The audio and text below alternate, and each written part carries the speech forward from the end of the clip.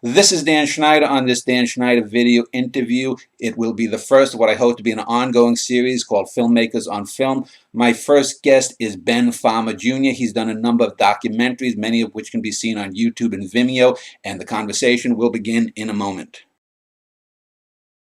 Ben Fama Jr. is my first guest on what I hope to be an ongoing series of Filmmakers on Film. I found him on YouTube, his channel, which I will link to, as well as his website. He's had a number of interesting documentaries, mostly on political and scientific topics. So welcome, Ben. Before we get off onto film and other things, if you could give me a little bit of background about yourself, who you are. Just before we started, I asked you about a fellow named Ben Fama Sr., who I thought might have been your father, but let me ask you, what kind of family did you come from? Were you a film enthusiast, artistic family, or what? No, actually, there was nobody in my family that was either into arts or to film or anything like that. It's just something I gravitated towards myself. When I was younger in high school, I was into music and I was into playing in bands, partying, doing whatever else. I didn't actually get into filmmaking until probably my mid-20s. In fact, I think if you would have asked me if I would have been a documentary filmmaker back then, I probably would have laughed at you because I wouldn't have, known any reason why I would have been that. I was into video back then, though. I used to mess around with cameras. I mean, people knew me in high school. I used to just run around with cameras all the time and film crazy music videos and partying. I grew up in Las Vegas, Nevada, so we'd be out on the strip till 12 o'clock, 1 o'clock in the morning filming stuff. But really wasn't until my 20s that I started taking video serious, and I was a security supervisor in Las Vegas, and in 2003 there was a terrorist attack that was supposedly planned to happen in Las Vegas, and so we would work with the FBI while I was out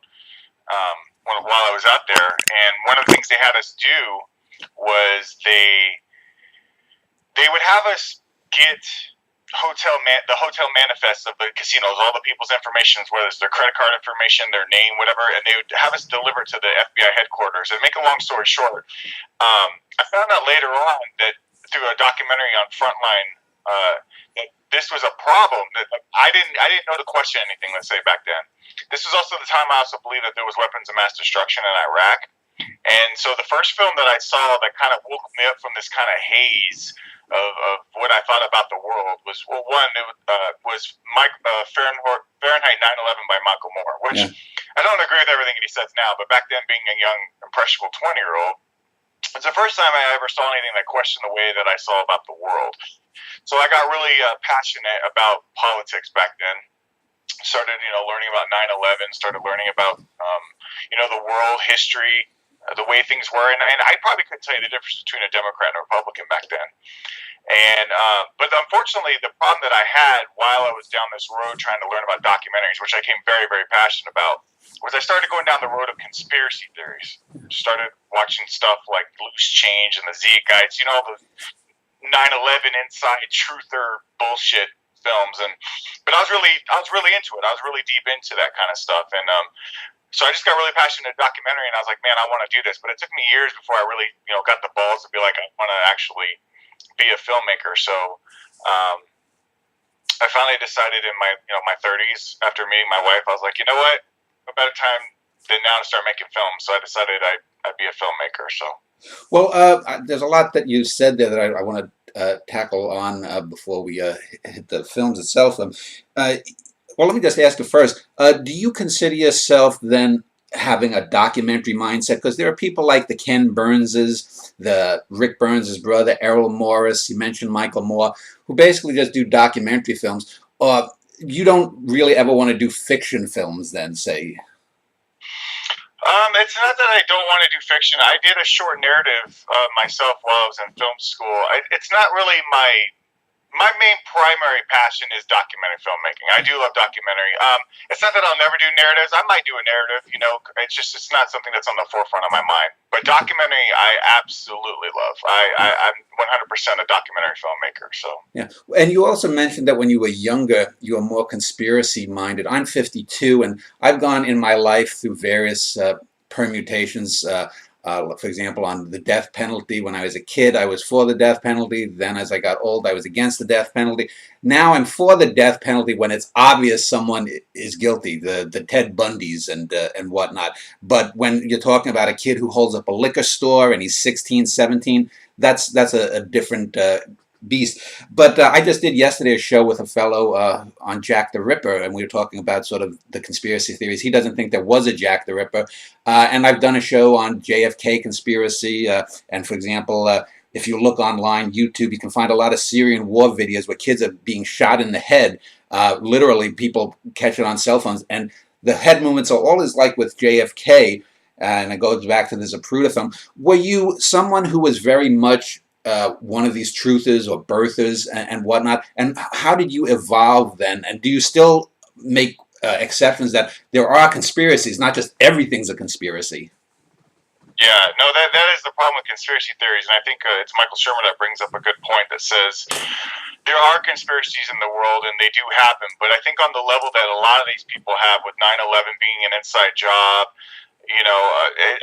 they're too big. They're too big of a claim to be true, and there's not enough evidence to support a lot of them. Even the JFK one, I used to believe the JFK conspiracy stuff. I no longer do believe it. I'm not an expert in it to debate it, but when I listen to the arguments and the counter arguments, I no longer believe that it was a conspiracy. But again, these are situations to where I'm willing to change my mind. I've learned that I've been wrong so many times about things that if people brought me credible evidence to support it. But most of the time when I go out to do investigations on most conspiracies that are out there, like people who don't believe that the moon landing happened and all these other garbage claims that are out there, most of the time they think they're providing evidence. They think they're bringing facts and evidence, and a lot of times it's just a bunch of just rabbit holes that they're just putting together, putting patterns, putting whatever they want to see together to do it. So I actually did a show on scientism, and I've done a number of shows where I think science has failed, but overall the scientific method is good. Just because you have a bad scientist here who fakes his information doesn't mean that all of science is crap. Let me just talk about some of these documentary filmmakers, because I've noticed a general style. You have done in one of your early, the 99% Movement film, you had color, but I noticed that you play with light and shadow in black and white in some of your short films, far more freely, liberally, let's say, than a lot of documentary makers do. I'm wondering, were you a film noir fan? What is the purpose of that? Does it depend on what the subject matter is? That's interesting you ask, because a lot of people have been asking me. I have a new film out called Reasons to Believe, and it's all in black and white. And a lot of people ask why I make it black and white. I think it was just something I gravitated towards. It wasn't like I had this method or reason for it. I do like some film noir, but I can't say I'm this big film noir buff, and I know a lot of these films, whatever. I think it was just me gravitating towards a style, and I just kind of stuck with the style, and I might come back out of it. Hopefully I'm not one of these people that gets pigeonholed, because eventually, I could make something completely in purple for the next couple of years. Who knows? Yeah. But I like the style right now, and I think it's different, and I think these day and age you got to do stuff that's different, and I was just trying to be different. I do want to say that, though, on my new film that I have out, I also had the premise that we look at the world in black and white. I have a new film called Reasons to Believe, which I'm sure we can get into later. But briefly, I think we're looking at the world in black and white now. I think a lot of people are looking at it, too far right, too far left. Everything's black and white. So one of the things I brought up in the film was how we're looking at things black and white. So. Let me just ask then about a couple of noted filmmakers. I mentioned Errol Morris. There's the Maysles brothers. Were there any, when you started getting into documentaries, did you say, wow, I want to do something like Ken Burns? Obviously, it would be great for you, I'm sure, if you could hook up with PBS and have them fund your films for the next 25 years. But are there 2 or 3 documentary makers that you look to as the sine qua nons of doc making? Yeah, you just mentioned one of them. One of my all-time favorite filmmakers is Errol Morris. When I saw Fog of War by Errol Morris, that was great film. Great film. Me. It's out of all the films I've seen, and believe me, I've seen thousands of them. Yeah. that film to me is still on my top 10, if not the number one of my all-time favorite films. And he's such a great storyteller. In fact, if you watch A Virus Called Fear, I kind of paid a little bit of homage to him, having the the person that's center punched and his head's moving throughout the frame. That's kind of like my little small tribute to Errol Morris, how he did that. So he's one of them. I'm a big fan of a lot of BBC documentaries. I think that they're extremely smart films. I love them. They're well crafted. I love Alex Gibney. I think he's extremely talented. Especially when I saw Enron's Smartest Guys in the Room. To me, now even though I'm influenced by them, I try not to make films like them. My films are more about ideas. Challenging the way we think, challenging the way we see. I'm a psychological filmmaker. At least right now, I'm a psychological filmmaker. But those are some of the people that I look up to. Yeah, it's interesting you mentioned that, the BBC, because I grew up, and I don't know if you've ever seen the World at War, the BBC documentary on World War II from the 1970s. It was terrific. It's like 27 episodes. You can probably get all the DVDs for $20 or so on Amazon. And I recently just came across a documentary on Adolf Hitler that I hadn't seen for 35, 40 years. It was made in 1977. And, what more can be said about Adolf Hitler? But it was a BBC documentary where they actually, for the first half of it, they had extended cuts from his speeches, and they would say, now let's look at how he begins a speech, and let's look how he's warming up, and let's see it at the peak of the speech, and let's see how, and they went in and they showed just like Pavlovianly how the people reacted to him. And it's like we don't get that kind of insight, even in documentary films here, and you mentioned Frontline and whatnot, that we get to the heart of the issue, because we can talk about 6 million Jews, we can talk about the invasion of Russia, this, that, or the other thing, but how did he accomplish that? And that documentary, and it's called Hitler's Career, terrific. If you ever, I think the full thing is on YouTube. If you look it up, it was something that wouldn't have been done. Have you noticed, for example, differences in the way Europeans or other Asian filmmakers approach documentaries and the way Americans do? Yeah, and I can't really put my finger on the pulse of why there's a difference, but I do love, like, for example, like you said, the BBC. It seems like overseas they really get in depth, and they do stuff over there that they definitely don't do here in America. I think there's certain topics and certain platforms that just, for whatever reason, doesn't work here in America. I don't know why. I can't really figure out what it is. But yeah, I'm not too familiar with the Asian market, unfortunately. Maybe I should be. I mean, I think that'd be an interesting topic to go over. But I do see that overseas they're more open-minded. They get more depth. They talk a lot about more interesting things, where I feel like here, I don't know if there's a market or not for it. So yeah. What is this? The latest documentary, Reasons to Believe, is that going to be a full-length documentary, an hour or more? Yeah, it's an hour. I actually did that so it could be in the educational market too. That way, if people want to put it in classrooms, it fits within that hour block. Yeah. So yeah. Because I was wondering too, because well, the 99% Movement. Let me talk about that. Was that your first film? Because it says it was a student film. Was that your first documentary? Yeah, that was a student project that I did while I was in film school. It was one of my first ones that I've actually posted online. I had other ones, but sometimes I don't post them. Student films are not what you want to be known for all the time. But that was an okay documentary that we did. So it was one of my first ones, and that was many years ago. Yeah. Well, you mentioned Michael Moore. We talked about Errol Morris a bit. What is your approach when you do a documentary? Because it's clear, for example, in 99% Movement, and I'm a social liberal. That doesn't mean that I follow knee-jerk lockstep into everything a certain group believes. But oftentimes you will get someone, you mentioned Michael Moore and his sort of little dance with the truth in all of his films. How do you sympathize with a movement, but as a filmmaker, get that needed objectivity for it to be a documentary rather than agitprop? For me, I don't always think documentary to me isn't always being objective. And I know some people that might be a surprise to them, but it's more, I think it's Werner Herzog who even says, you're there to tell a story. The news is supposed to be what's objective.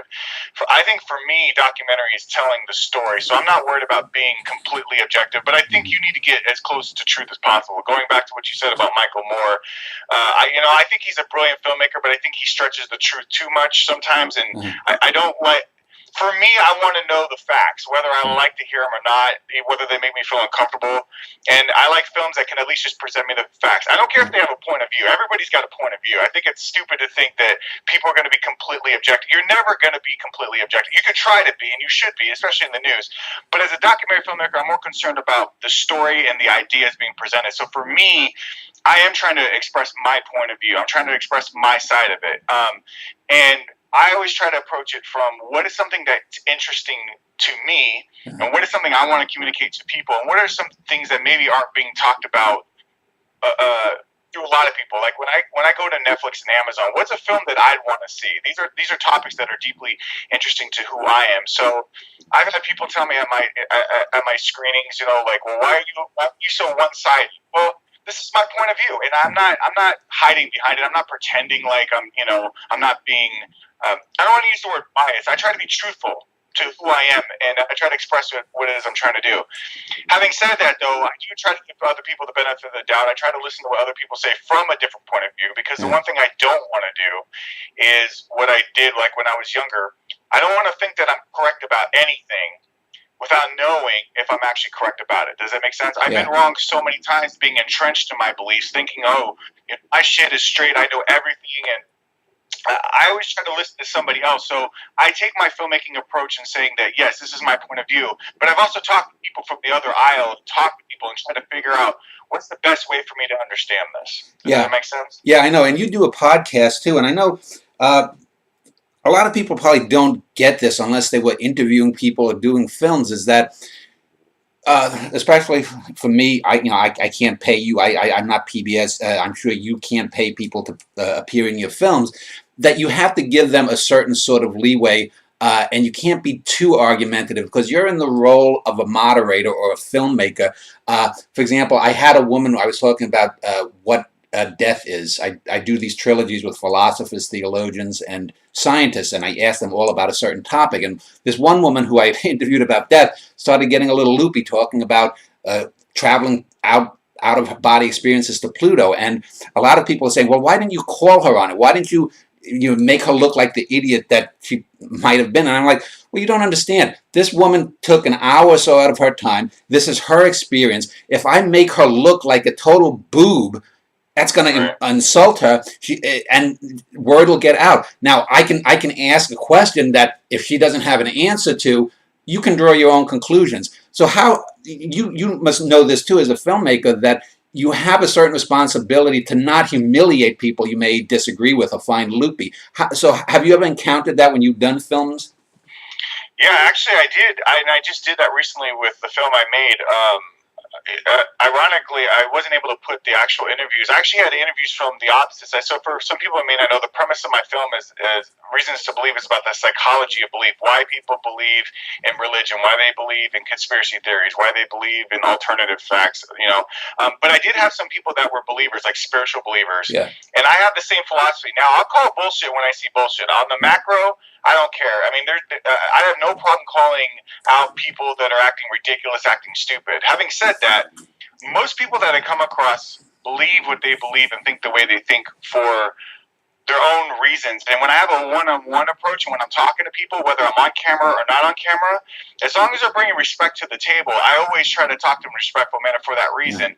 And the other reason why I do that is for the same reason. If I want to bring someone on my podcast that has a different point of view than me, if I want to bring someone in my films that has a different point of view than me, I want them to know I'm not here to make them look stupid. I want to know what their opinion is. Now, we can agree to disagree, but I want them to know that I'm not here to misrepresent them, make them feel stupid. And you see a lot of documentary filmmakers that do that. And I really can't stand the filmmakers that will bring somebody in as if they have a different point of view and then manipulate them, make them look stupid. I'm not into that. I'd rather people to know what the facts are from the other side. And I want people to feel, when they're on my show, if they're in my film, if I interview them, that even if I disagree with them, that I'll do my best to let their voice to be heard, if that makes sense. And I think that's the only way you can have an honest conversation is when people feel trusted, when they feel like they're being heard, and that is my philosophy. So one-on-one, I am that way. Yeah, I was thinking of the Michael Moore interview in Columbine with Charlton Heston, where he clearly was in his last year of life and he wasn't all there. And then there was the recent thing with Katie Couric. She did some documentary where she had the people splice the reactions of people to questions and mixed up the questions. And it's like, if you truly believe in something and you have, I mean, you have to be honest about someone's reaction. Even if someone surprises you, pro or con, you can't manipulate that, because then no one can trust anything you're saying, even if you're right 95% of the time. Exactly. And that's the reason why. And you brought up a really good point, Dan, because I want people to know that even if I disagree with them, I'd rather, like, for me, when I watch something that has a different point of view than me, when I listen to people at a different point of view, I just want to know what the facts are so I can make a decision. I think people want that in their life. So I don't want to misrepresent people when I am interviewing them. And, like, even with the people that I interviewed for this film, even though they didn't make the final cut of the film because we just ran out of time and budget, I'm thinking about releasing the full interviews on their own, you know, with them, just full 100%. I mean, maybe cleaned up a little bit when we had to turn cameras off, you know, but basically just the full conversation. That way people can get to see it. Because I do want people, I think, how do you know what you know about anything unless you're listening to a different point of view? So that's why I do. Even on my podcast, you can see when I talk to some other people who have a different point of view for that exact reason. The problem in our society today is we're not even having this discourse at all. Right? There's not people sitting down having an intellectual conversation trying to say, hey, where do we agree? Where do we disagree? Where do we say that I don't know? I think we're afraid to say I don't know. You know? And so for me, I want people to feel like if I'm going to talk to you, all I want is your honesty. I don't have to agree with you, but I just give me some fucking honesty so I have something to work with. You know what I mean?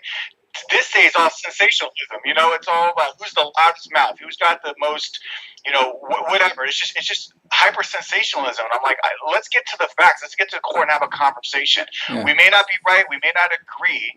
Okay, but hopefully we walk away from it learning something about each other, if that makes any sense. If that's even possible. I know another thing that gets me sometimes was when I see outtakes from films and someone, you know, has said something. And for me, for example, when I'm done and I've cut my interviews, let's say if I have 3 or 4 minutes left over, I've always deleted the things, because I don't want someone years from now, if let's say I interviewed a famous person, finding someone said an off-color remark in something, because it's not germane. Everyone has made an off-color remark. A remark could be construed as bigoted or insensitive or this or that. And just because someone might have, if I have an 80-minute interview with someone who's brilliant and they, for example, the only time that ever happened, I interviewed this guy, this Lama, who said something about Muslims that people wanted me to cut, and I said no. I ended up putting up a little thing saying that the Lama apologizes for an off-color remark,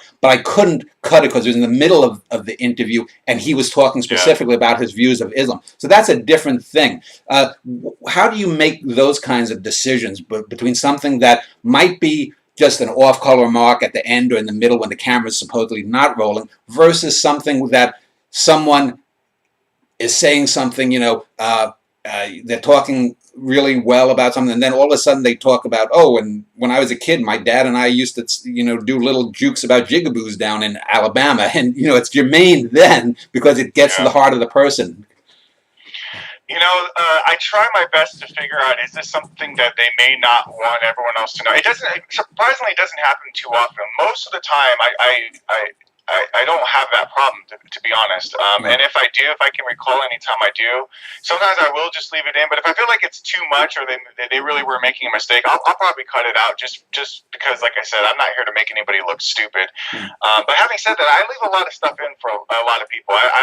You know, to me, I'm a big proponent of free speech. And I think that's the problem also now, that a lot of people are so offended and so pissed off these days about what people are saying that sometimes people, even when they're not even being ill-willed or misintentioned, that they're being perceived like they are. Like, this is the problem. You know, I consider myself a liberal, classic liberal, but even with the left right now, their levels of freedom of speech right now, like every little thing is offensive, every single thing is racist, every single thing is homophobic, and I don't like racism. I fucking hate racism. I hate homophobia.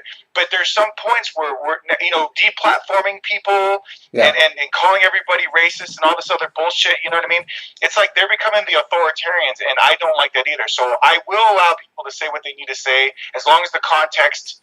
Like I said, as long as the context doesn't seem like they're going to be misrepresented. But a lot of times I'll even ask, unless it's a live interview, I'll ask, is that something you want people to know about, if that makes any sense? Is that something you want to be referenced? If they say, I don't care, cool. Yeah. You know what I mean? I think it's always best to just ask them and figure out if that's what they want.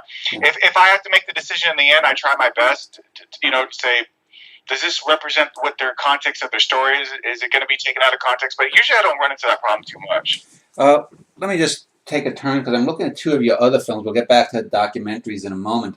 You did a music video for a fellow named Adam Smith, and then you also did a 20-minute film on spoken word. How did you approach, say, filmmaking for music or spoken word differently than a documentary? Did you collaborate with the individuals, or did you just... I mean, obviously, with the music video, the fellow's walking around and moving and stuff, so obviously you had to coordinate that more than the spoken word. How did that differ from the documentary film making experience? Honestly, I wish I did more music video because I was a musician in my past life, and I loved doing music videos. When I was younger, I'd run around and make these crazy music videos. So, ironically, I wish I did more.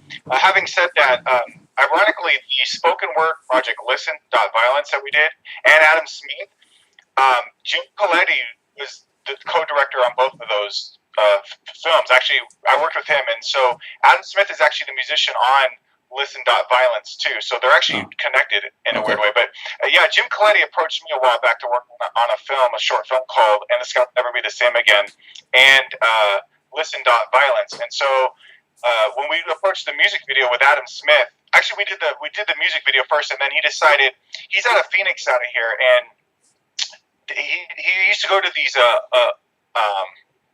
spoken word projects, they did a lot of spoken word stuff. So it was his idea more than it was mine. He brought me on to help film them. So I did that with him and working with him on those projects. But I love music videos and I love music. I wish honestly I could do more of them. So there's something that was a passion of mine to do. Hopefully I can actually do more of them, if that makes any sense. But sometimes people approach me with a project that I feel like, wow, that's a phenomenal idea, and I want to jump on board. And those two projects right there were something I was really passionate about doing. Now, you also have a video that I wasn't able to see. It's a rent-a-video, I guess you call it on YouTube, Invisible Truth. Tell me about that one. That's about 14 minutes or so. Yeah, that's my narrative, actually, and that was my thesis. So I went to film school for 2 years, 2 separate years. That year I took the narrative, which is fictional for some people, don't know what narrative is. That's my fictional film. It's about a woman struggling with PTSD and how she has to deal with her past life and stuff like that, and how it affects her with her life now. But that is one of the only few narrative films that I actually have right now. So with something like that, I know I've done a number of actor interviews, people, mostly character actors, people soap operas, some stage actors, no big names, which is I actually prefer, because if I ever got to interview probably Scarlett Johansson, it would be kind of odd because, but anyway, when you do a student film like that, do you hire professional actors, or were these people who were just working because they knew you? Did you have to, go through SAG or anything?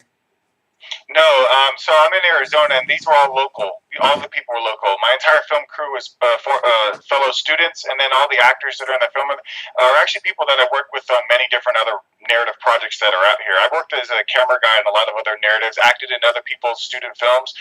Most of the people that I work with are locals here. I haven't worked with any big-name actors yet. But there's a good small little film scene out here in Sedona, Arizona. I'm from Sedona, and I got to know a lot of the community and stuff out here. So we all work with each other. We jump on each other's projects. Maybe I'll film for them. Maybe they'll jump on for sound for me.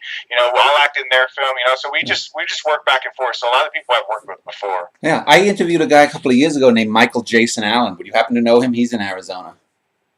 No. Okay.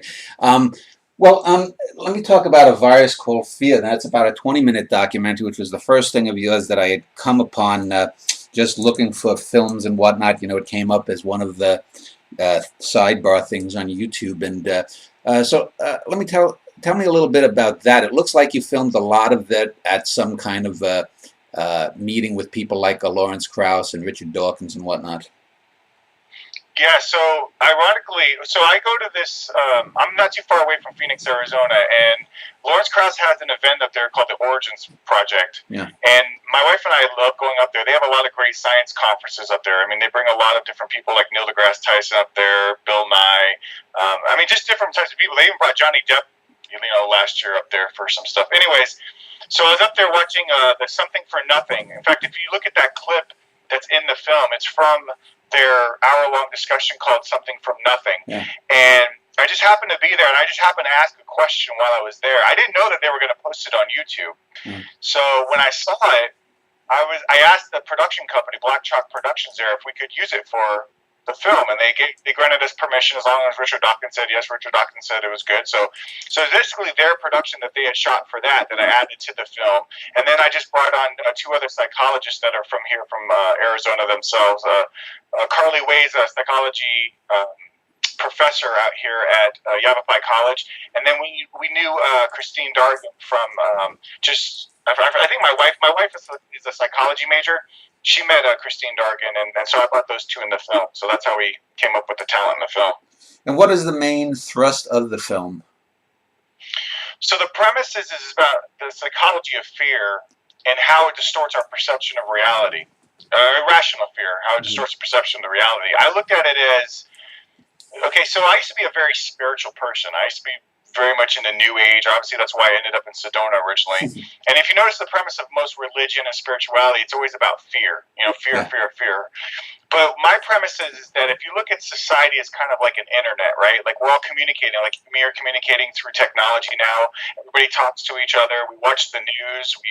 We send Post-it notes, whatever.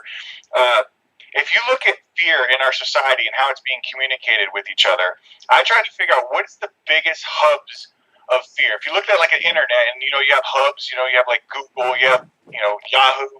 If you look at the biggest hubs of the things that generate the most amount of fear in society, irrational fear, I came to three premises that kept coming up over and over and over. And it was religion, it was the media, and it was I forgot the other one now. I forgot this out of my head. But anyways, the premise of the film is the three major things that are causing fear in society, irrational fear. Because remember, fear is a survival mechanism. We do need fear. The problem these days is now we have irrational fear that distorts our perceptions. And how does it affect our thinking? How does it affect the way we see the world, how we see each other, how we react, how it affects our politics? And how do we recognize what it's doing in our society? Does that make sense? Yeah. So that's the premise of the film. Well, let me ask about some of the people because when I talk about the podcast that you do, I'll mention some of this as well. But I know you've interviewed a lot of people. My focus in this series that I do is generally science and the arts. You have more science and politics, it seems, but there's some crossover. You had an interview in the large film coming out.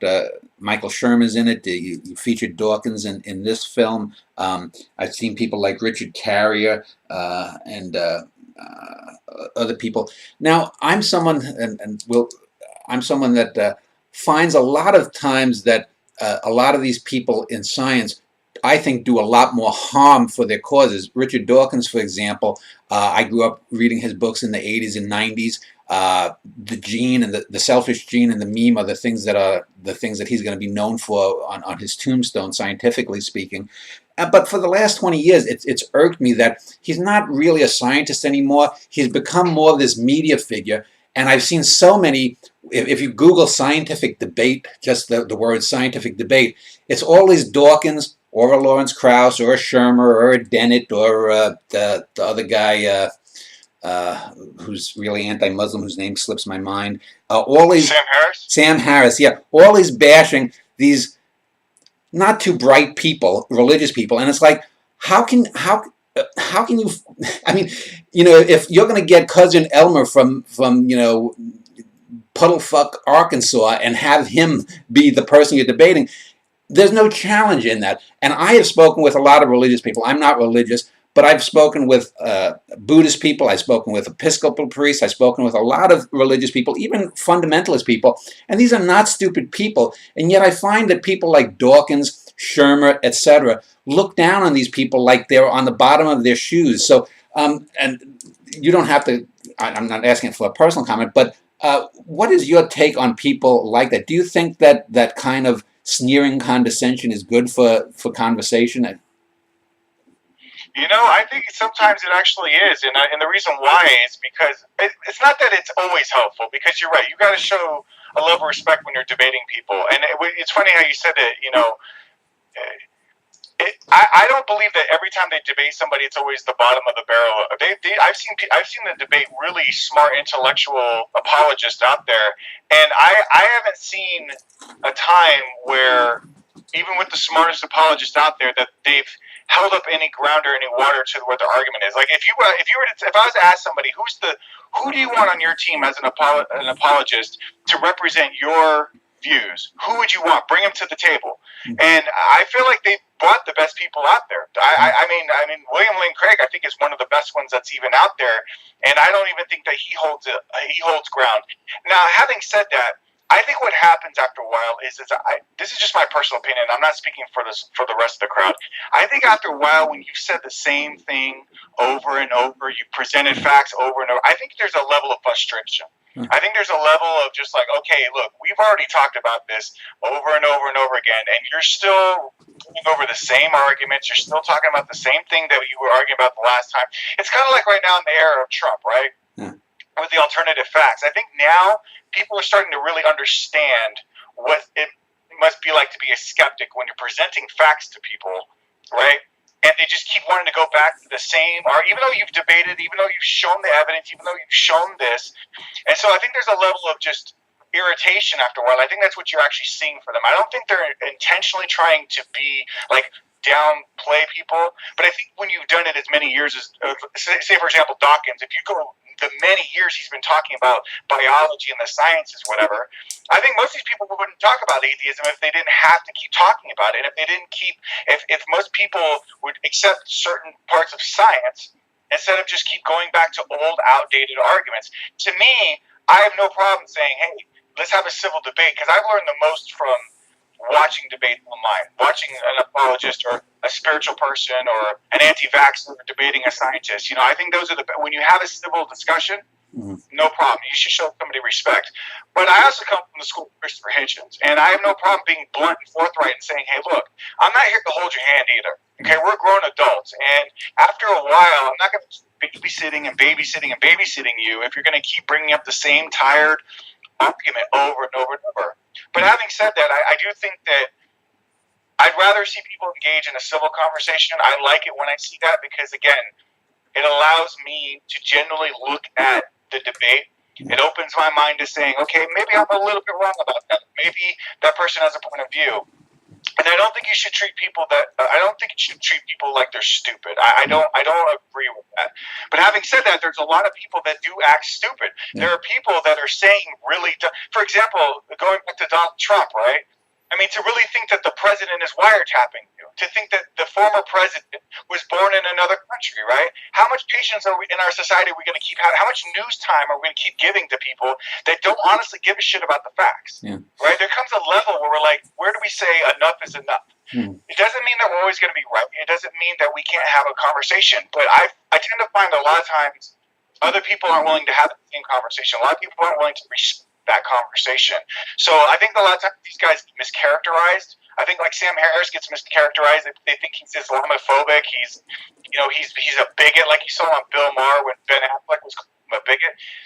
That's like Ben Affleck of all people. You're mischaracterizing his position. Sam Harris, to me, has been very thoughtful about how he speaks.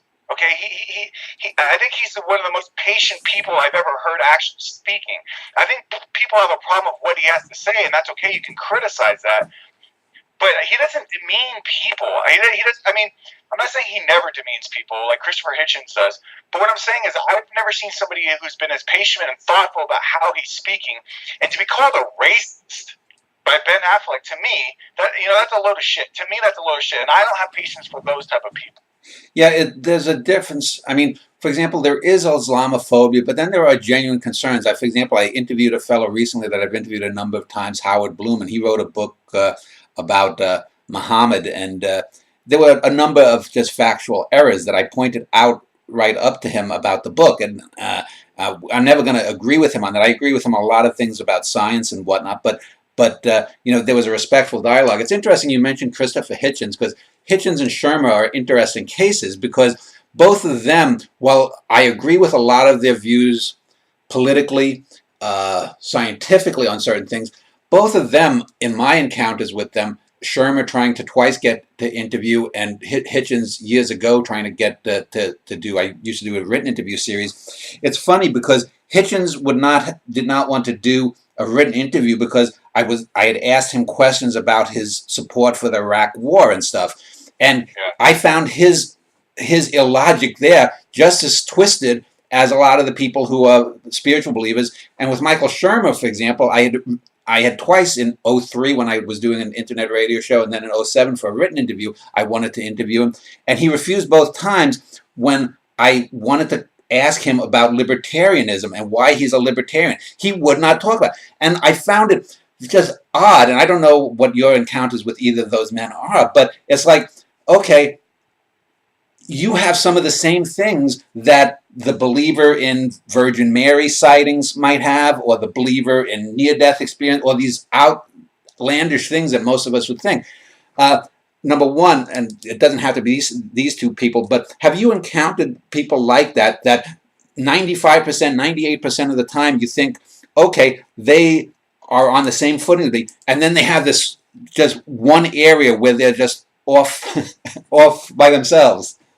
Yeah, no, it happens all the time, and that's the thing. It's a human characteristic, and so to me, like you're bringing up Christopher Hitchens, I agree with him on some things, and there's some things that I don't. Like the Iraq War, same thing, But that's okay. See, that's the thing. I don't expect anyone to be perfect. I don't expect anyone to have 100% of arguments that are out there. But you're right. There are people. Bill Maher is a perfect example of a guy who usually is scientific minded, but he's very anti-vaxxing. I mean, he says he's not anymore. I don't know if he is or isn't, but the thing is that even Michael Shermer says he's not as libertarian as he was. Well, he's moved a little bit more towards the left again, and he's changed his mind. He was totally he was a climate change denier for many years. He's no longer now. So I think the thing is, in these conversations, we can't be afraid to accept that we could be wrong, and we don't need to agree with what everybody has to say. But having said that, there's a difference between being open-minded and then just being dogmatic and say, well,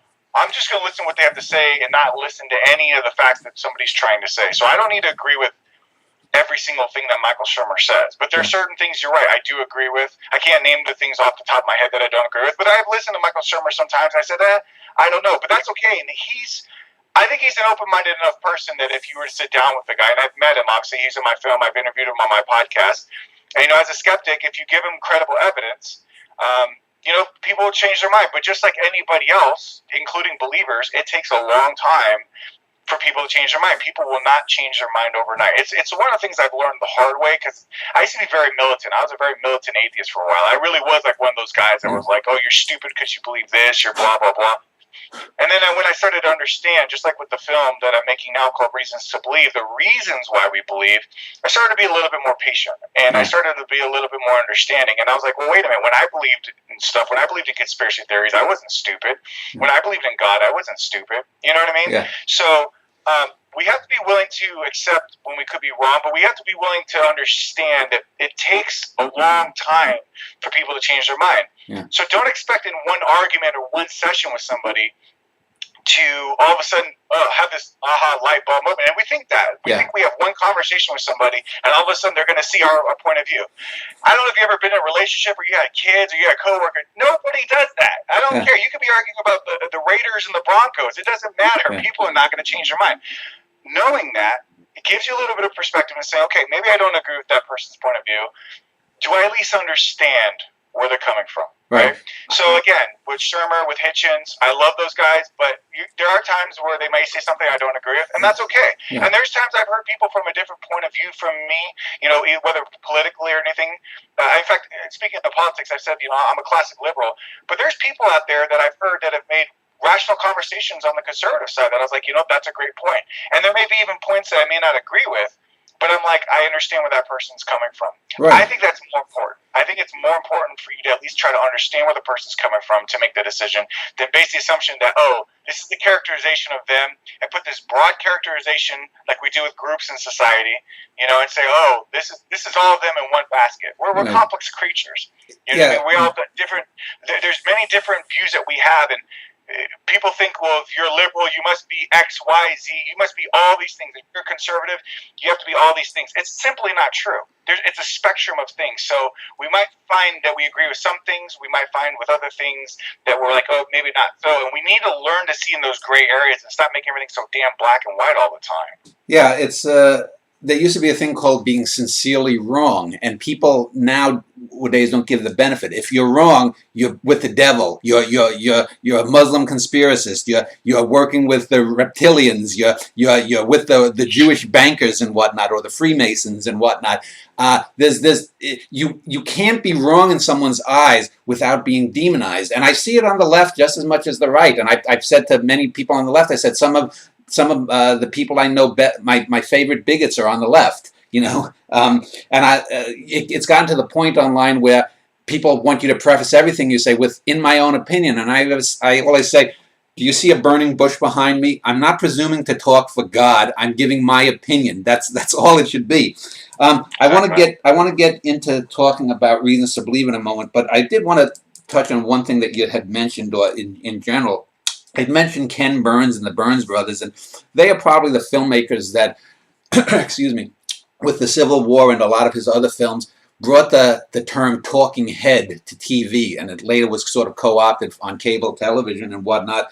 And you see this all the time. Another person who annoys me, not politically, but his views on the arts, is Bill Moyers and whatnot. And I think the idea of talking heads has really diminished conversation, because what happens is you often get the same people on the same Sunday talk shows, not only politically, but you'll see it on PBS, on Science, and they are talking well outside their purviews. I'm a writer, I'm an artist. If you want to talk to someone about the history of post-Soviet Romanian politics, don't call me.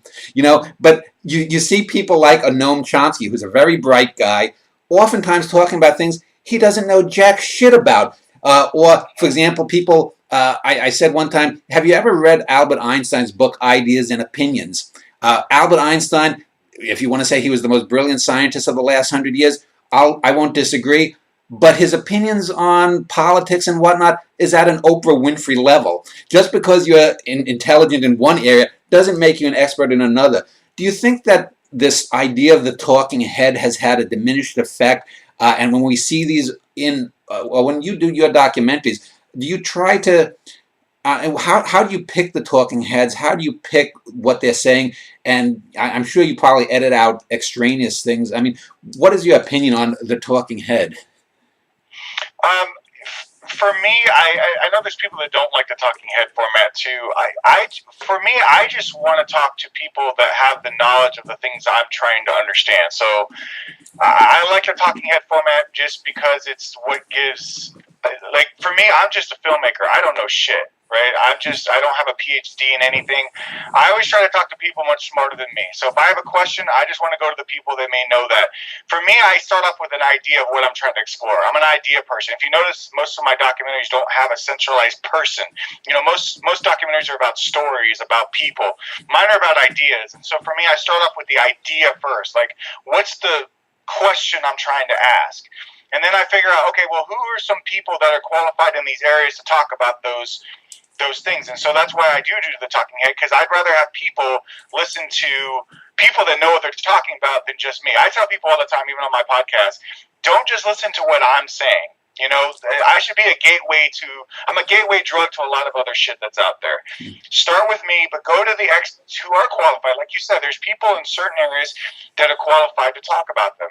And to me, I just want to talk to people that can speak better than what I can. I'm better at asking the questions and formulating the ideas than giving people answers. And I try to give people what I believe or what I've learned throughout the years, what I try to know. But my goal has always been to be a street philosopher and just ask questions. You know, be like Socrates and just ask people. You know, what is justice? What is truth? What is this?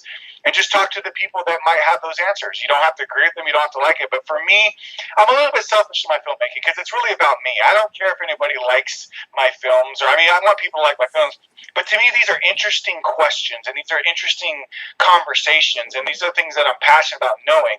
And for years when I watched documentaries, I always wanted to ask more questions. I don't know if you ever watch a great documentary and you say, oh man, I wish I could have asked them this. Yeah. If I could have talked to them, I would have asked them this. That's why I got into films. I was like, you know what, I love these conversations so much, and I don't consider myself an expert in really anything, that I just wanted to go and pull out a camera and just talk to somebody. I'm never going to be a scientist, right? I'm never going to be a politician. I'm never going to be an educator. But with a camera, I can sit in the same room with these people and ask these questions. And that's what I really love about it. So for me, the talking head format is probably the most sincere way for me to have these conversations with somebody and get those answers from them. It doesn't mean I'm always going to do it. Like I said, I don't want to be pigeonholed. I could do a fly on the wall the next year and just follow somebody around. You know, maybe I'll do an experimental documentary. I don't know. Right now, it's about the ideas for me, and it's talking to people that have ideas that could express what it is I'm trying to actually understand and present that. Yeah. Well, let's talk about reasons to believe to end this first segment, and then the second segment I want to talk about your podcast and the YouTube community, that kind of thing in general. But the reasons to believe. So from looking at the descriptions of it online, it's not just about religion. It's about why people formulate ideas about anything, science, politics, art, music, what? Yeah, so the one thing I wanted to make sure was that it wasn't just going to be picking on religion, because first off, it is about beliefs. It's about the psychology of belief. You know, why do we believe? But I think there's already enough stuff out there that talks about religion. You know, there's plenty of books out there, obviously. To me, my biggest problem in my belief system, again, was conspiracy theories, was spirituality, UFOs. Those are stuff that I believed. And I wanted to show that it's not just religion. It's not just, you know, it's Bigfoot. It's conspiracy theories. It's 9/11, you know, and why do we believe these things? And it is a spectrum. I mean, there's so many different belief systems that we have around the world. That way, when somebody's watching it, they feel like, okay, yeah, he's talking about religion, but he's not just picking on religion. He's talking about, you know, why do people believe in UFOs? Why do people believe in superstition? But it also talks about ideology. Political ideology is a belief system. And look at North Korea right now. Look at our political system now. There's people that believe things irrationally, and most people don't understand how they even came to why they think the way they think about reality. Most people don't even know. They think they do. They think, oh, I've come here for logical reasons. I've come here because I understood the facts. I understood this. But a lot of times they didn't. And I started working on this film 3 years ago, and I really wanted to understand that when I came out of my belief systems, which took me a long time, why is it when I presented facts to people, how come they didn't change their mind? Like, no matter how many times I presented facts, for some reason, no matter what it was, I mean, literally, no matter whether it was Bigfoot, chemtrails, religion, I mean, whatever it was, they wouldn't change their mind. And I really wanted to know why. I said, there's got to be a reason. So I wanted to get deeper. Again, my films are about psychology, really, if you think about it. I really wanted to get into the psychology of why is it that we can't change our minds despite facts. Now, I say this in many of my Q&As, but I didn't know we'd be in the political system that we're in now. You know, where alternative facts and all this bullshit that we see with the Trump administration would be coming out. But this film fits perfectly within this era right now. And when you see people who have a reality about their worldview and they think the facts are X when they're actually Y, that's really what I'm going after, is that psychological mindset of why do we believe about reality, and how do we understand that, and how do we not allow our biases and what we want to believe stop us from seeing the actual truth about reality? Yeah, and I actually had this discussion with a number of people. I actually did a trilogy on truth with a scientist, theologian, and philosopher. And I've always said that there's a difference between reality and truth, and I think it's rather easily seen in that if I state right now what the fact that Dan Schneider is interviewing Ben Fama via Skype is reality. But if I say Dan Schneider is interviewing Ben Fama via Skype, that statement is either a truth or a falsehood. And I think, and this is just my opinion, I think that's a very good way of looking at things, because to me, truth is always a comment on the underlying reality.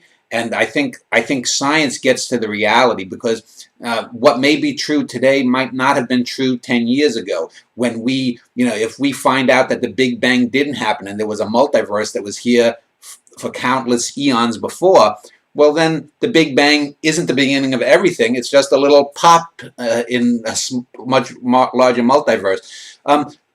Tell me then about some of the people that you interviewed, and what were their ideas about truth and belief system? Give me one or two examples, if you could. Well, the main people I have in the film are Michael Shermer. I have Peter Boghossian, who's a philosopher out of Portland State University. Right. Just to mention a couple of people, Caleb Black is a psychologist. He's a skeptic. Jennifer Whitson, who had a research paper, you probably saw her on Through the Wormhole. She had a research paper on the justification of control, how the lack of control causes conspiratorial beliefs. And then Chad Woodruff, who's out of Northern Arizona. It's NAU, right, Bay? Yeah, NAU. He's a psychology professor. Anyways, some of the premises that they have about... state the question again. Ask me the question one more time. Well, what are their ideas about truth and belief? So I think a lot of times when we're looking at truth, people are looking for objective truth. There are objective and subjective truths. For example, you may like pizza and I might like hot dogs. That's okay. We have subjective truths. There are objective truths that are out there, but a lot of times people confuse a subjective truth to an objective truth. Science tries its best to get to an objective truth, like you said. So one of the things that people try to understand about belief is that a lot of times when we try to find meaning in the world, a lot of times this is a survival mechanism for us to look out into the world, and when we try to identify patterns in the world, sometimes we're connecting patterns that may not be connected together. For example, if you look at the stars in the sky, for example, right? What are the stars? The truth is that they're big burning balls of sun in the sky. For some people, their truth was they see Sagittarius, they see Pisces, they see constellations, right? As pattern-seeking creatures, a lot of times we use pattern for our survival. But a lot of times, in order for us to see patterns, to see faces, to see our environment, to see a threat, whether there's an animal out there or not, it was better for us to identify an animal and see a pattern and say it's the truth for our survival. But I don't know if you've heard of type 1 or type 2 errors. That's one of the things they bring up in my film. And I might be reversing these, and I apologize, but one of the errors is where you're interpreting a pattern in the wilderness. Say, we're out in the jungles, and I see the trees move. I see the bushes moving. I have to make a decision instantly right there as a pattern moving. Is there an animal? Is there a threat in those bushes? If I think that there is an animal in those bushes, but there isn't, and I run or I react to it, I'm okay. Yeah. Because there's no harm, there's no loss in it if there really isn't an animal. But if there is a movement in that bushes and it is an animal and I don't think that it is and I don't do anything about it, I could be killed. So it's better for us to believe that things exist even when they don't. Does that make sense? Yeah. So basically that's how we see patterns in reality. We see things that don't actually exist in the world because our brains were naturally we evolved to see patterns, real or imagined, and our ability to recognize those patterns and I'm saying this wrong, I apologize, but our ability to recognize patterns that don't exist and see things where they don't exist actually helped with our survival. Right. It's called pareidolia, which is like seeing the face of the man on Mars, supposedly, when a few pixels were missing. And it's interesting you brought that up. I was just looking up when you brought that up. There's a fellow named Pascal Boyer who wrote a book 15 or so years ago called Religion Explained, and he uses that exact example you used, that the reason religion predominates in most people's view is that fear is useful, and the cavemen that were not fearful and walked by the bush where there was rumbling, the saber-toothed cats culled them out of the gene pool. So there was a survival benefit to be fearful in a sense. And that's his whole premise of why religion came up. Now, I think it works in some ways. It's sort of like someone like Jared Diamond or Daniel Dennett have these ideas about the mind or societies that have some good points, and I think there's some negative points. But overall, that's basically what you were sort of what your thesis was, what you were just explaining. Yeah, if you look at it, I mean, if you look at it from the beginning of time, for thousands of years, we've had stories about reality, right? We've had many gods, we've had many different mythologies. You know, Joseph Campbell, talks about mythologies and saying that we told stories, and we still tell stories to this day to understand ourselves, to understand the world, right? Like, for example, I probably had a better way of surviving, and you had a better way of surviving if many thousands of years ago, going back to the jungles. Let's say I go out into the jungle and I encounter a beast, and I had to kill that beast, or I saw a beast and I didn't kill him, and I came back and I had to warn you about it. The only way that you could know what I went through is I had to tell you a story. I had to tell you what I was doing, where I was at, So stories was how we learned to adapt, to learn how to learn about the environment, how to learn, we teach our kids fairy tales to understand moral premises. So we've been telling stories and mythologies for thousands and thousands of years. That's how we try to understand the world, especially when we didn't have the facts. Like I said, these people weren't stupid thousands of years ago. When you look at the sun going across the sky, it's being animated.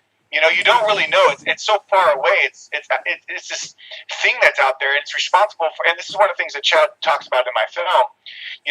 It's responsible for crops dying, for food, for life. You have no control over it. It's so far away.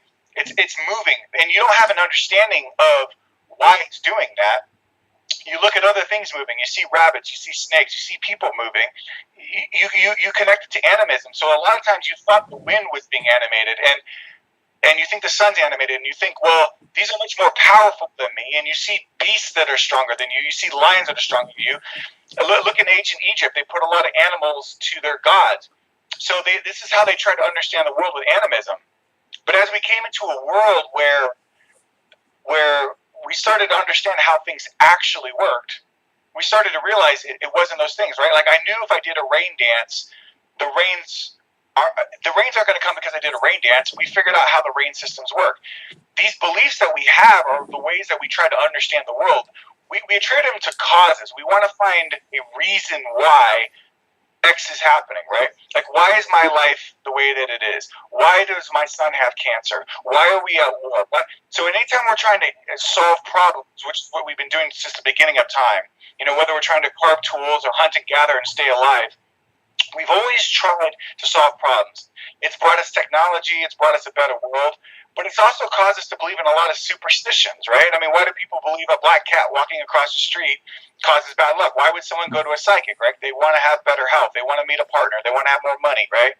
A lot of the times in society, when we try to solve problems, we will find solutions that feel like they're the answers to make us feel better, even if they're not correct. And so a lot of times our beliefs come about from trying to solve problems. And it's because our brains, we still have the same brains from thousands of years ago. We live in a technology where you and me can sit in front of a computer like now and talk, and in a society where we can be, travel and do all these other stuff. But we're still living with these primitive brains that are trying to still find meaning and find pattern. And I think that's why we seek out these answers from self-help gurus and spiritual people and religion to try to answer that. And I'm hoping, with what we know now and our ability to solve problems, that we're going to start questioning, why did we believe these things all this time? Why are we still holding on to these outdated ways of thinking and believing? And does it truly benefit us anymore, right? When the Greeks gave up the oracles or the pantheons, was their life any worse? And I feel like we're still, even politically, wanting to still hold on to these stories. And to me, I'm trying to not only challenge that, but I'm also trying to say, the power of the story is, look at what we do with films. Look at Star Wars as a perfect example. It's a perfect modern day mythology. So we still read books. We still love art. We still watch Star Wars and films. because we still love the story. We love what that character is trying to tell us about ourselves. We love art because it says something about us. It expresses things that we may not be able to talk to, with each other. Like you and me may not be able to have a conversation on the surface, but through art, through music, through film, through stories, we can express things and tell things in a metaphorical way, help us understand who we are, why we do what we do, what makes us passionate, what are we afraid of, what do we love. And I think that's the power of storytelling that we've had. But we have to be careful when we're allowing some of these stories to dictate our reality. And I think that's really what it is I'm challenging. Well, let me talk about the film itself, because this is the longest film. Are you going to be submitting it to the requisite film festival kind of thing? I would assume, for example, that you must have a day job, because I know filmmakers, especially just starting out, can't, you're funding it somehow, and I would think that your podcast isn't on like a local radio station. So what are the logistics of getting a film out there, other than just putting it on Vimeo or YouTube? So a lot of times people will do the film festival route. I'm not really doing a lot of it. I'm trying to do more of the college route. Like we've had a couple screenings at some colleges, especially some of the people in the film. In fact, we were just in Oklahoma recently, where Caleb Black teaches. We're trying to do a lot of the alternative routes, because I'm more passionate about that. I know it's funny. I do filmmaking, but I really don't. I honestly don't really watch a lot of movies unless they're documentaries. I mean, I've been submitted to a couple of film festivals. We premiered it here at the Sedona International Film Festival. I'm not really into the film festival circuit. I'm more into the educational circuit. So I'm trying to speak at colleges. We have a couple screenings getting ready to come up at a college. We do a lot of like local events. We try to find local groups that want to show it. I'm trying to do it in a new way. We're in a new era of media now. So you got to think outside the box of how you're going to present your film. And I'm trying to get away from the old system and trying to do it with the new system. Having said that, it is an expensive business, but it is more affordable than we've ever had to be able to do that. And what I'm doing is I'm trying to build enough of an audience that eventually, when I release it online to Amazon, to Vimeo and stuff, that people will be engaged. But it is my first film. I don't expect to, make this huge, like, Steven Spielberg, whatever. But I hope it's engaging enough that it starts opening doors. But I hope in the future that I can do alternative routes when I'm showing my films. Does that make sense? I want to do things a little bit outside the box and not what traditional filmmakers always do. Yeah, I know that, and I'll get into this more when we talk in the next segment about podcasting. I know that, the very fact that we're talking 15 years ago, we couldn't do this. I probably would not have even heard of you, even though you're just a couple of states over. I'm in Texas. I can talk. I've interviewed people where I've had one person in Australia, another person in Israel, and another person in Chicago, and me in Texas. And 4 people are engaging in a conversation. So that's puts things in a different kind of perspective. But let's end this segment, and in the next segment, I do want to talk about engagement in this era on YouTube, Vimeo, and your podcast, and we'll do that in a moment.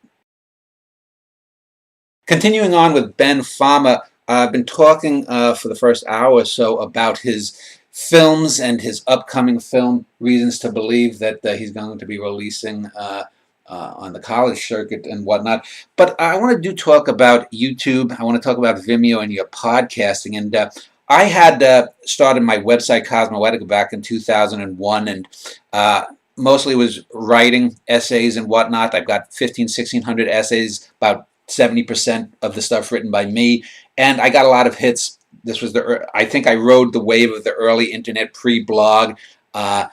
And then when YouTube came along in 2005, I had been doing an internet radio show with this fellow when I was living in Minneapolis for about a year. I didn't get into YouTube in terms of posting these interviews and other things until late 2014. And I had a sense that I was behind the curve, and that a lot of the people who were my readers were not going to watch my videos, and that's pretty much panned out. I know it's frustrating for me. Before we were talking on air here, I was telling how a 14, 15-year-old girl can do a little makeup video for 10 minutes about how to get a cute guy. She gets 3 million hits in 2 weeks. And I can speak with, say, a noted expert on the Mongol Empire for 2 hours, and it's a brilliant interview. It's full of history and whatnot, and I'll get 250 views in a year. And I know that on your podcast, in a certain sense, I was heartened to see that because I think your podcasts deal with intelligent stuff in an intelligent manner, that you're having, I guess, the same difficulties. Whereas a lot of these people, and one of my bête noirs, there are two people that I subscribe to that I can't stand. One on the right is a guy named Dennis Prager, who's a right-wing nut who does these little videos, and he's got people who can make these little videos that 9 out of 10 of them are absolute shit. 1 in 10, I think, are intelligent. And on the far left, a guy named Alain de Botton, The School of Life, who similarly, he's a multimillionaire, can make these films. And these people get 250,000 views here and there. Is there a frustration with you when you do your podcast or whatnot in trying to engage a YouTube audience? Is it always the lowest common denominator? Tell me your opinions about Vimeo and YouTube, if there's a difference and that kind of thing. Yeah, no, there totally is a difference, and it is frustrating because I'm still trying to build my audience. And you're right, there's people out there with YouTube channels that I'm like, how in the world did they get 1 million people because some guy threw an ice cream on his damn face or whatever else? But having said that, though, the good thing about YouTube is that you can have your own niche and your own audiences and find something that fascinates you. And what I really love about YouTube is I found a lot of great creators out there that, again, I would have, like you were saying, I would have never came across had there not been YouTube. And I've learned so much just off of YouTube, just YouTube alone, whether it's documentary films, whether it's debates, whether it's talks, whether it's shows. And that's the one thing I love about YouTube is it's finally given the platform to really free up information.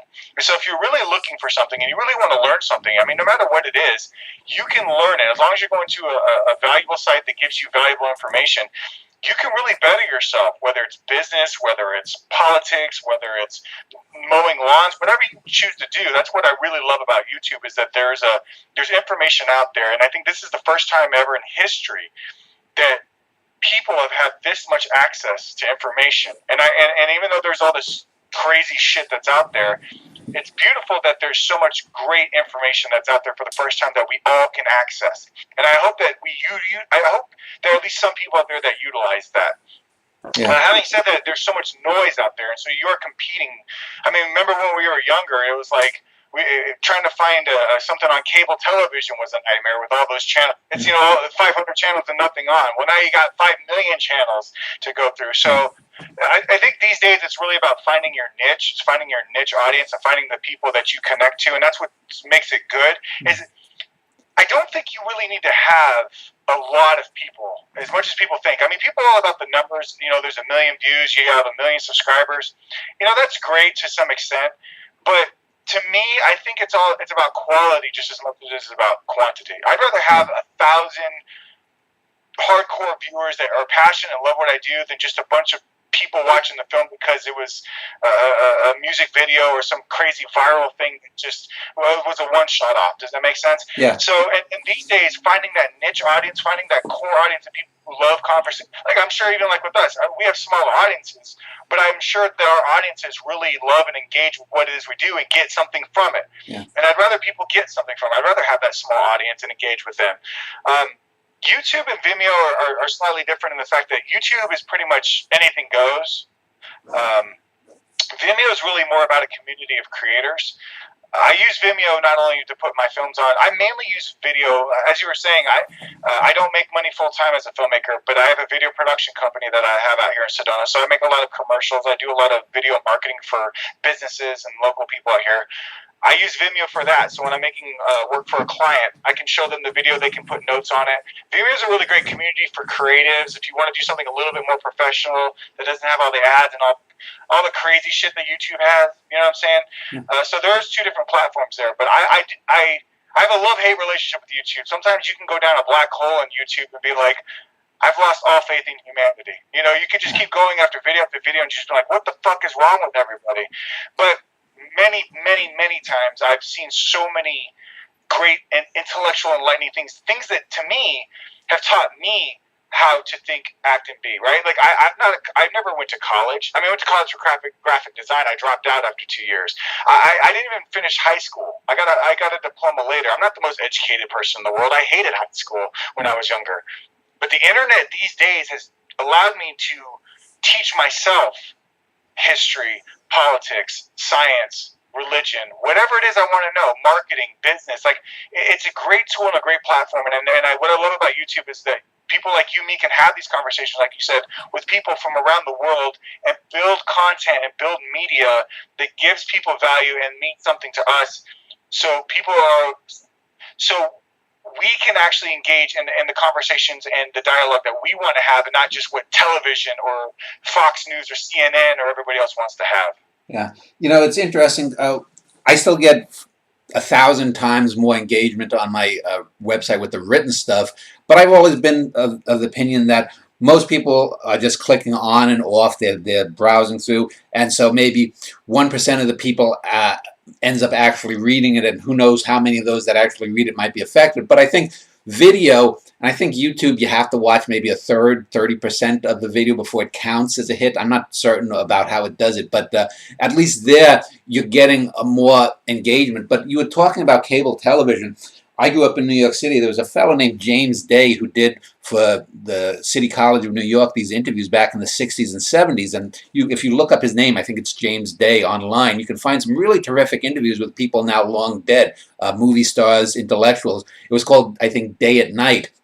And it's interesting because he has now a much larger audience than he ever did with his cable show, which was from his university. And it's because of the quality. And I've always been of the belief, whether it's in the arts, and my wife and I are writers, and I could go off, and I have gone off on the terrible stuff that's put out by the publishing companies today, but I've always been of the opinion that shit falls away, and that 50, 100 years from now, no one's going to give a damn if Ben Fama or Dan Schneider were on CNN interviewing people. Those people are not going to know what CNN was. They're not going to know what the three networks were. They're going to say, oh, was this an intelligent interview? Was the guest engaged? Was the interviewer engaging? They're not going to remember all this. They'll just remember the thing. Do you have that sort of approach too when you interview? Yeah, no, I totally agree with you. But I also think my biggest fear is that the new networks are going to be the Netflixes, the YouTubes, the Facebooks, and that they're going to be just like the CNNs, the Foxes, and everything else. Like, right now is the best time for us to be independent, for us to be out there giving our messages. Because you're right. I think nowadays you're getting bigger audiences online. I think the old model is dying, and whether it's television or music and this new internet online model, help creators like you and me who are independent get our voices out there.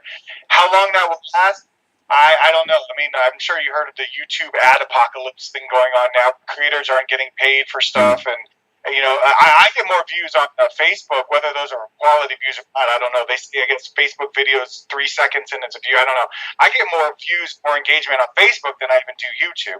So it just depends. But I believe these new platforms right now, Facebook, YouTube, Netflix, these are the new television stations. This is right now where television was when radio. When we transitioned from radio to TV, I think this is where we're at with these right now.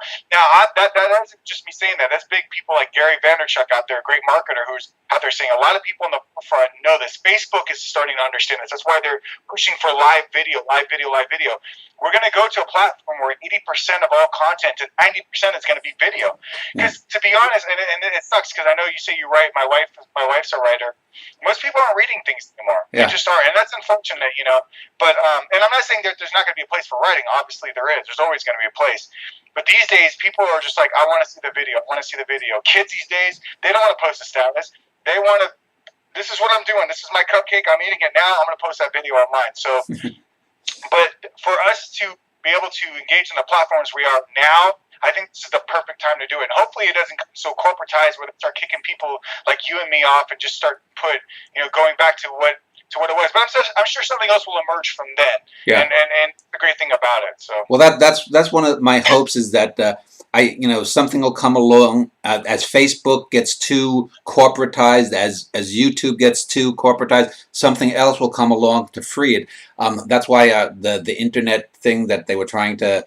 The regulation of how much can come over the broadband and whatnot, I think is very bad. YouTube recently, for example, had a feature. I used to edit all of my videos on the YouTube editor. I'm not a bells and whistle guy. It's just basic, black and white introduction and whatnot. But then now you can only do an hour, and this happened back in December, and it's like. So now, since we're over an hour, I'll have to use Movie Maker, and it's pretty much the same thing, although it takes about 2.5, 3 times as long. I'm sure you have much better equipment than I do, since you're a filmmaker. But it's those kinds of little things. It's just like always nicking away at these little things, and there is a sense that and I'm not conspiracy minded, but people don't want things of quality. As a friend of mine said once, thinking is hard. And people just want to have their ego stroked. They just want to get sort of intellectual hand jobs. And how do you think that you combat that? Because let's talk about your podcast called Reality Trip. What was, I mean, obviously you're doing these films, but what was your genesis for wanting to do a podcast? You've done 50 or 60 of them now. I think it's the same reason why I made documentary films. I think it's just an extension of documentary filmmaking. It's just me wanting to ask questions, talk about ideas and talk to people that maybe have something to say, something to talk about, probably for the same reason why you do it. It's just, you love the conversations, you love the ideas. You can only make so many documentary films. I'm sure I could pop out a documentary film every year, but it's expensive. It's a lot of work, And so the podcast for me is just an extension, because if you think about it, it's the same thing. I'm sitting in front of a camera, or I have somebody on a camera. I'm asking them questions. I'm interviewing them and talking about ideas.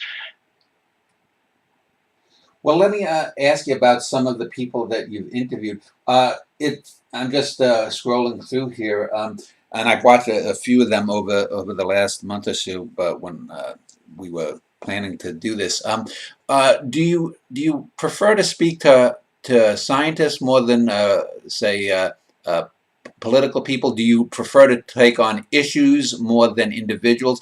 What has been some of the patterns that have emerged as you've interviewed people? It seems I talk about, I guess when I end up drawing myself to more skepticism and atheism a lot in science is what I do the most. I do have a couple of people that are believers on there. Sometimes I'll talk to a musician. Like last year I was talking to more writers, more musicians.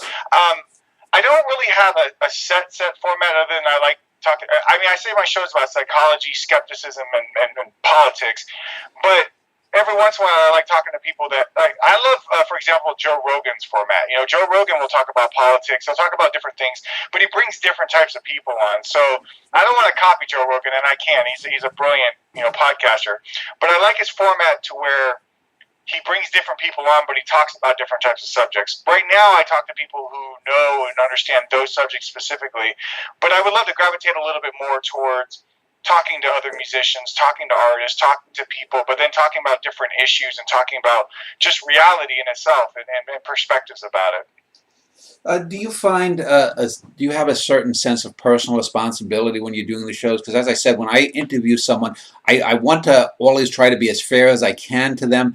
I want to, even if someone I'm at 180-degree opposition from, what do you find yourself, do you have an own inner ethic in that regard? I believe so. I mean, like I said, we were talking about at the beginning, I'm not there to make people, like if they're on my show, I definitely don't want them to make them feel like they're stupid. And because I build relationships with people, even if they have a different point of view, I guess I don't really think about it too much. I think I more just think about, like, what is the conversation and what am I interested in, and what do they have to say that I'm interested in? Am I interested in learning something from them? Am I interested in questioning them? I'm not interested in manipulating people. I'm not interested in getting that soundbite or that gotcha moment. I hate gotcha bullshit. So to me, it's just about having a conversation, because I do this even when that's my wife. I do this whether the camera's on or not, right? I talk to people all the time. I debate people all the time. I engage in these conversations. So the podcast is just a natural outlet for me to do it without driving everybody crazy all the time in the off world. Does that make sense? Because I talk all the time with people who have different points of view, and I debate and I talk. The podcast is just a way for other people to kind of, peek in on that conversation and to see, hey, what are you talking about? So, and I try to be ethical. I consider myself to be an ethical person, but it doesn't mean I'm going to be perfect or that I'm not going to say something that's not going to piss somebody off. Like I said, I'm not here to hold anybody's hand either. I'm not here to pretend like, I gotta, be this loving, caring person to every single person out there. I'm not going to say something that's not going to offend people. It's not my job to babysit everybody, but I feel, to me, I want people to trust that if I'm going to talk to them, that they can trust that I'll talk to them even if I don't agree with them. Yeah. If that makes any sense. You mentioned that you had interviewed some artists last year, and you've sort of moved away from that. I'm wondering, because I know that, as I mentioned earlier, this is hopefully the first in an ongoing series like I have with my actors, where I'll be talking with filmmakers, both fiction and documentary, about film, hopefully people at the beginning of their career. But I found I had 2 or 3 people I was going to interview, and they sort of dropped out, and I don't know why. Have you found that artists and filmmakers in general are uncomfortable talking about things? Because I found in my interviews that oftentimes it's scientists, theologians and whatnot, people who, and certainly the actors, who are more engaged in conversations or being in front of cameras, tend to not have, they don't freeze up, or they're not as skittish. Have you found that a lot of artists, maybe writers or filmmakers, are uncomfortable being on the other end of the camera, so to speak?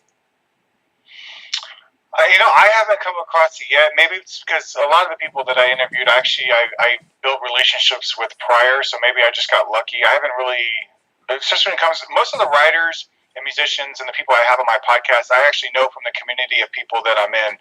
So they know you already. So, yeah, and so I can't think of a time where I had somebody.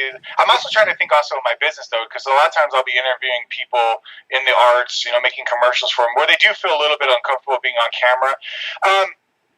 I try to get people to open up. A lot of times I'll talk to them before I get them on camera, or I'll talk to them maybe an hour before we start, or even if it's just like maybe I don't have time and I need to just sit in front of the camera, I'll cut 20 minutes just talking about something that makes them feel the most comfortable, like you just did, like tell me a little bit about yourself, tell me about your songs. I tend to notice that it's much later in the conversation that they always open up. It's a half an hour in, 45 minutes in. Same thing with documentaries. Some people, even scientists, they're not always comfortable being on camera. And for me, I know that the first half hour is going to be kind of rough. But as we start to get into it, they start to open up more and more, and that's when I'll ask the harder questions, or I'll start asking more engaging questions and stuff. So it's a technique, and I haven't mastered it myself. Like I said, I'm still new to this. I've only been a filmmaker for 4 years, so even though I loved documenting for many years before that, it's really about just getting them to feel comfortable. And there's different ways of doing that, and everybody's different. So I can't say, all artists are this way, or all musicians are this way, or all scientists are that way. You just gotta kind of feel for how the person is, and figure out what's working, what's not working with them. Sometimes just talking to them before you have the conversation relieves a lot of stress. When I'm asking people to come on my podcast, I tell them, hey, this is the premise of what I like to do. Even if I have a different point of view than them, if I know that they have an opposite point of view than me, I'll tell them, hey, I have a different point of view, but I'd love to have a conversation. I tell them, I'm not here to misrepresent you. I'd love to just be able to talk. If you want to talk to me before we start the podcast, let's have the conversation. I just try to build trust. And I realize when you start to build trust with people and you're truly being trustful with them, that they'll open up a little more. Let me just ask then about podcasting and YouTube and the content that's on there. I know about a year or so ago, I started listening to numbers of podcasts, and I find I'm good at recognizing patterns. I found a lot of comedy podcasts were very similar in their approaches. A lot of times they're on a stage at a high school or a college, and they're doing little sketches. I found that some history podcasts would often try to spice up their history shows by doing so-called radio kind of recreations of the fall of Rome or something. I've in looking for filmmakers, I've watched YouTube videos, and I found, for example, a lot of YouTube horror is awful because there's these short films and it's just a monster coming up and boom, rather than real deeper psychological horror. There's a few exceptions that I've tried to contact some of the people. And what is your general take on podcasting and YouTube and Vimeo stuff? I mean, obviously most of the stuff is going to be crap. That's the way it always is, and there's going to be some genuine stuff. But are you sanguine in your opinion of this, what you call creators? Are there things that you think people go maybe in the wrong directions, maybe that there is some kind of lurking fascism out there? I mean, because you can get a lot of bad people who can get a lot of viewers or an audience, you know, if you're promoting, you know, white Aryan nations kind of stuff, or, you know, terrorism and that kind of thing. What is your general overall opinion on YouTube, podcasting, the new media, if you will? I think it's like any a form of communication that's out there. It's just a different medium for it. Maybe there's more access to it. I don't really have. I mean, obviously, I don't like white supremacy. I don't like terrorists having, you know, websites. But again, I'm a free speech person, and I'm the type of person. As long as you're not actually creating harm, you're not bullying people. You can say whatever you want. You know, I'm the type. This is why, again, going back to the whole deplatforming at colleges, I don't agree with it. I think if you have something to say, you have a right to say it. I don't have to agree with it. But then that's the good thing about podcasting and YouTube is that even if I don't agree with it, I can listen to it and I can debate it and I can figure out where someone's coming from. Maybe that's the good thing about it too, is that when I do listen to people, let's say for white supremacists, I might listen to this podcast and figure out what is the errors in his thinking. Why does he think the way he's thinking? Maybe if I ever debate him, not that I'll ever be an expert in it, but at least I'm hearing what they actually have to say. So that's actually a good thing that we can hear what the opposing argument is too. Having said that, I don't like a lot of this bullying, like people making videos of other people, like like the trolling, I guess, you know, like where people are just and putting people's personal information online and that bullshit. Like, I don't like a lot of that stuff the media's going. Or you see some people on their live podcasts who get swatted. I don't know if you know what swatting is, but you know, basically this happens in the gaming world more. But they have a live broadcast. They call the SWAT team in the middle of the broadcast. The SWAT team shows up in the middle of it so they can watch people getting swat. I don't like that shit. I don't think that's.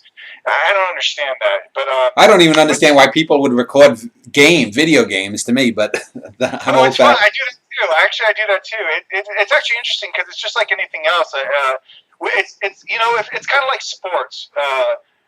People watch sports. They watch football. They watch basketball. I'm not even really into sports, to be honest with you. But they watch sports and basketball. But instead of just watching it, imagine watching the game where like LeBron James is commenting as he's playing basketball, or he's giving you techniques, or maybe you're part of a community and you're watching someone, you know, playing a game. So it's actually a very interesting thing. That's what got me into actually live broadcasting. When I do my podcast, I do live. In fact, my video production company out here, we do live broadcasts. It was gaming that taught me how to do live broadcasting. And the good thing about live broadcasting, going back to the podcasting, is it allows you to engage with your audience.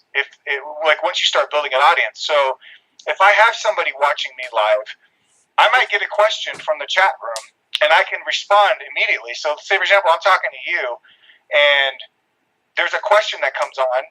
I can now ask you what my audience is watching us right now and saying. So that's a good thing that I like about now is now we're at the point of being interactive, kind of like live talk shows. Remember back in the days we listened to talk radio and people would call in? Well, now it's the same thing. Now people are calling in, now people are texting in, and you could talk to the guests live. And so that's what I really love about it is we're taking these old platforms and now we're having our own independent media doing that, and these are the perfect tools to be able to do that. So. Well, let me wrap up the interview by asking about your future, about the release of Reasons to Believe, the next film, and say 5 or 10 years down the line. Have you made the final cut of Reasons to Believe, and you said you're going to keep it about an hour? Would you do, like, say, an extended cut? If, let's say, it got some good traction and you were invited to some film festivals, would you expand it to 80 or 90 minutes?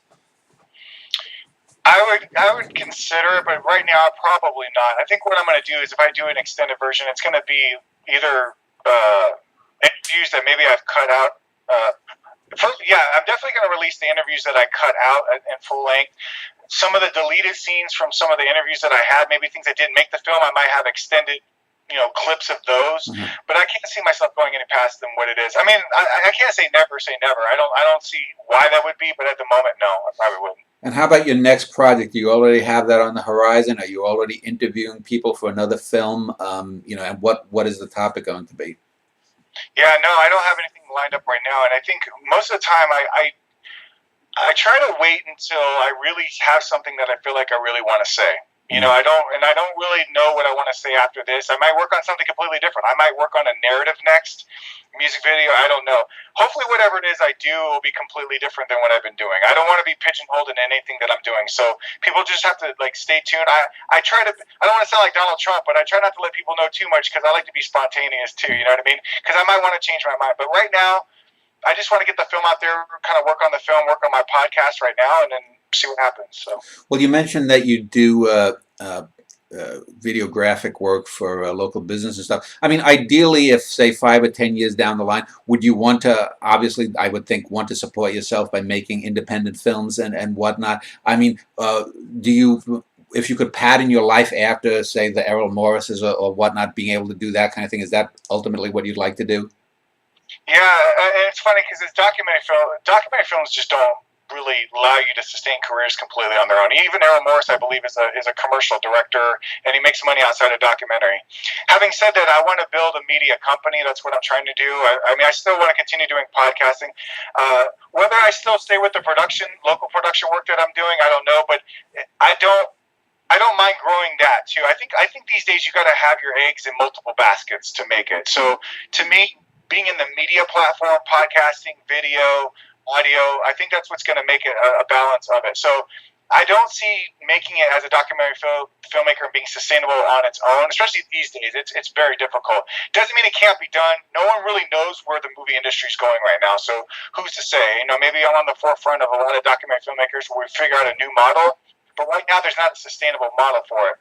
If there is one and we come up with one, sure, I'd love to do that. But I love media. I love this stuff. I love the technology. I'm like a kid in a candy store every time I get, you know, a new mixer, a new mic, or a camera, you know. So we'll see. But if I can, I'd love to do that. I'd love to be able to do more like speaking gigs. I really want to work on my speaking because I talk very fast. Sometimes I have a high rate of speech. I want to kind of learn to speak and do so. I love Q&As. I like going to colleges and speaking. So I want to work on that a little bit more, maybe do stuff like that. So, yeah. Well, Ben Fama JR.com is your website. I'll also link to that and your YouTube and Vimeo. I guess you have a Vimeo one too. I'll link to that as well. I want to thank you for spending an hour and a half, an hour and 40 minutes, whatever it was, talking about it. And thanks a lot for your time. Dan, thank you so much for having me on. I really appreciate you having me on. Thank you, buddy.